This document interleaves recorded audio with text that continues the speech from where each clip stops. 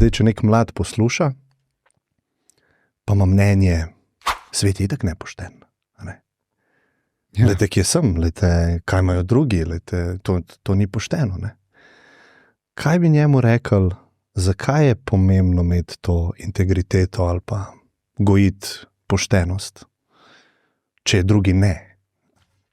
Ja, zato ker se po tem dolgem premisleku, to je večletni, ko spoznaš, da je to resnično vrlina, integriteta kot taka, po domače to pomeni, da si skladen v tem, kar verjameš, razmišljaš, govoriš, delaš, oziroma da si človek na mestu, poln vrednot, v prvi vrsti poštenosti tudi, da se to splača, da je to vredno, ker ljudi potem vate verjamejo, ti sledijo lahko, če si na večni funkciji, oziroma si dobro zgled doma, ne rabiš imeti nobene druge funkcije, lahko si samo oče, mama, brat, sestra ali pa prijatelj, in si zadovoljen v tem krogu.